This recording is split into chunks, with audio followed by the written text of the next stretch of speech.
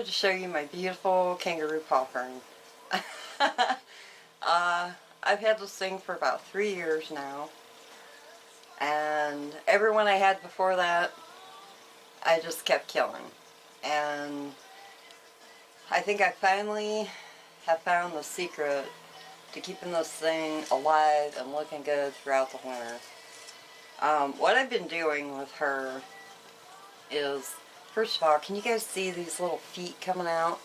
Oh wait, let me back up my camera because you probably can't see it. These little feet. Ugh. I'll have to try to get a close-up of the little feet, but I just love her. She is so beautiful. I love how all this crazy growth comes out. And all these will get new leaves coming off of them, as you can see. But yeah, I've tried growing these plants for years and years and years, and I just never had any luck with them at all. But I've been finding, I have an upstairs guest room, and it stays kind of cool up there. So I usually try to put this plant and my Boston ferns up there where it's a little bit cooler. Not cold, not super cold, but just cooler than our downstairs is. And put them in really, really high light, the highest light you can get them. Now last year, I actually grew her down here, and I put her I put a grow light like right on top of her. Really, really close. I kept her really well watered. I actually had her in a warmer room just to see how she would do. And that worked out really well too. And I sprayed her a lot. Now, sometimes with this fern, and actually the Boston fern too, the Kimberly Queen, or no, not the Kimberly Queen, the, oh, what is it called? The Husky Fern, I believe is the name of it. I have her too. A lot of times, especially with this one, it will drop a bunch of leaves, and you'll think it's dying, but it's really not. I have found that even with putting it up in a cooler room in super duper high light, they will still usually lose a few leaves here and there. You know, it even gets dry, you know, it gets dry tips and stuff too, but I just pull them off if it bothers me and move along. But I think the trick to this, keeping it really wet, not wet, moist. You definitely do not want to let this plant dry out at all. Because if you do, it will just, the leaves will start yellowing, they'll fall off, and it'll be a nightmare. But as long as you water it, it'll come back in the summertime. It will grow back out. I have found. I was thinking years and years ago when I was growing these, I thought I was killing them. So I would just throw them away. And the one year I thought, well, even though she's dropped all of her leaves and stuff, I'm going to go ahead, put her out on the front porch, water her down really good, gave her some fresh soil, and lo and behold, she started growing again. So now when I bring her in for the winter, I put her under really high light. Keep her misted. Keep her in a cool room if you have to, and try that. That works really, really good. I do the same thing with my spider plants, and they do really, really good up there. They like my cooler guest room. But, now I feed her regularly. I use a fish emulsion. I feed her just about every time that I water her, and she really seems to like it. She's really started growing out all these little legs, and they're real fuzzy. I love them. I know a lot of people don't like that kind of stuff, but I do. I love seeing it grow because eventually it will start growing and hanging down. You'll get a bunch of new active growth, and the stems on these are really fuzzy. But that's kind of more or less the back of her. But right now I've got her in my plant room because we haven't got like really cold yet. I mean, we've gotten a few cooler nights, but we're not deep into winter yet, so I'll see how she does here in my plant room for as long as I can enjoy her. I keep her right here on top of my table that I do my videos on, and usually when I do a video I just move her down onto the floor until my video's over. But today I actually come in to do another video, and I thought, you know, I'm going to do a video on her because she is so beautiful, and I love her. I know a lot of people have problems with ferns in the winter time, you know, because it gets so dry in our houses. But if you can move her into a little bit cooler room and keep her misted at least, even if you don't have to run a humidifier, just keep her misted a little bit, keep her well watered, don't let it dry all the way out. I usually water mine when it's about halfway dry, but she's in a pretty big pot. I think it's like a 12 or 14 inch pot. Because ferns like moist soil around them, and they love the moisture. So just try to remember that. And if you can feed her, if you have an organic fertilizer, I find they really like the organic fertilizers. I've never used any kind of a synthetic fertilizer on her, like I don't know what everybody uses, Miracle Grow, or you know, whatever. Even like maybe a slow release fertilizer might do okay with this plant. I don't know, because I don't use that either. I just use my fish emulsion. I know that she really liked, back when I was using worm casting, she really liked that too.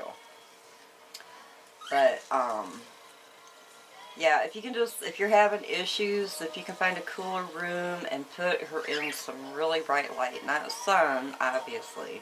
I had her growing on right directly under a grow light last year, and she did not miss a beat. I kept her well watered, and I was shocked because I thought, oh, I'm going to have to move it. I don't think it's going to do here. I thought, boy, if I see 3 or 4 leaves going at the same time, I'm going to move her really quick. But I love the leaves on this. Look at these. They are, let me put my coffee down. They are just gorgeous. I love the shape. Absolutely love the shape of them. That's the back. And then that's the front of the leaf. And then it's got like a dark burgundy veining on them. I just love her. Oh, she just she just took a drink of my coffee. One of her leaves went in. But just gorgeous. I love it. And I have a Boston fern that I have in with my vetii, my Anthurium vetii.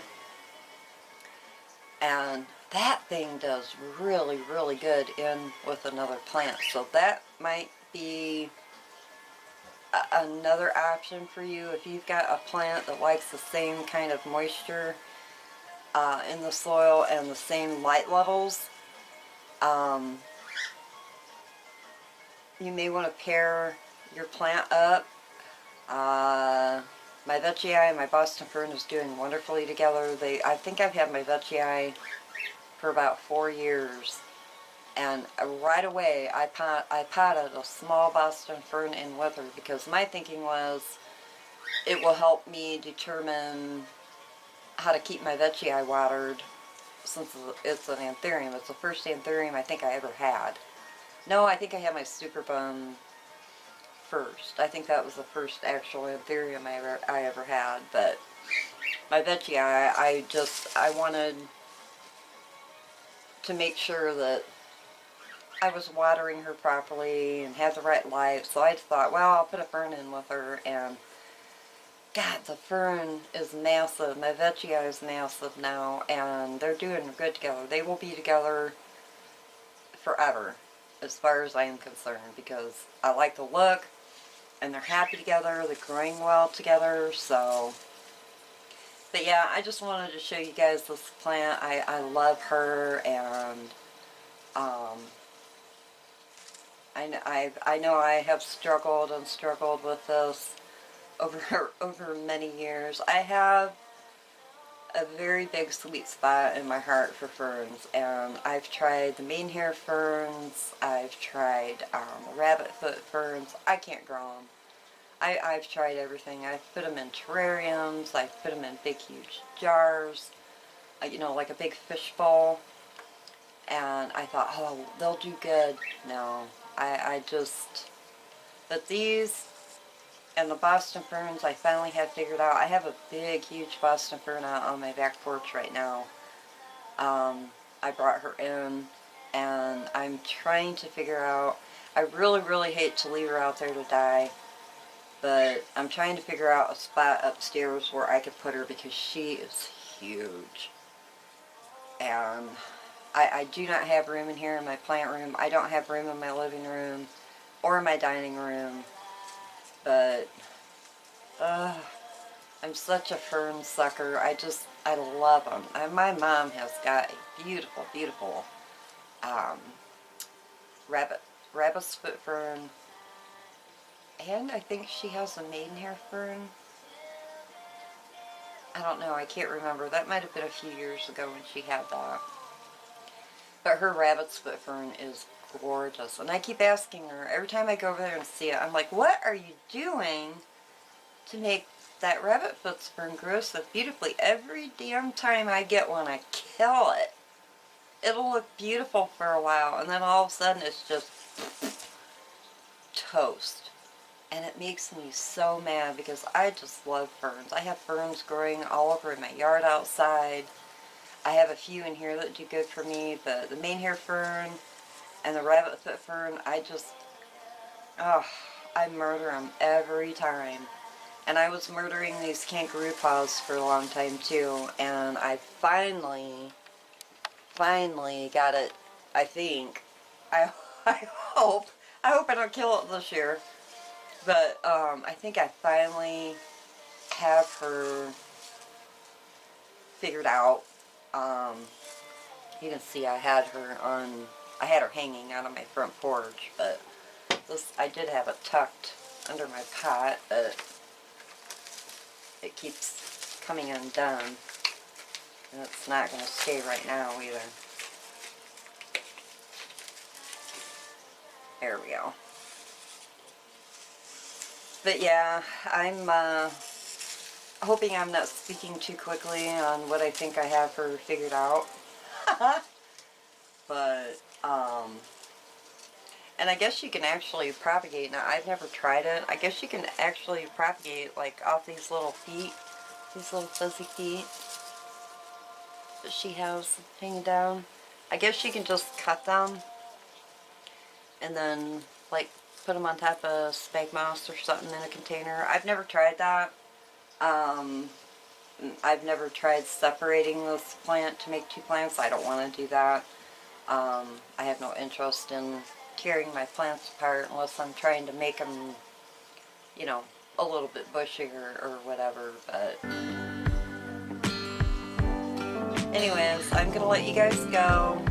And I just wanted to show her to you. Not the video I was planning on doing today, but that's okay.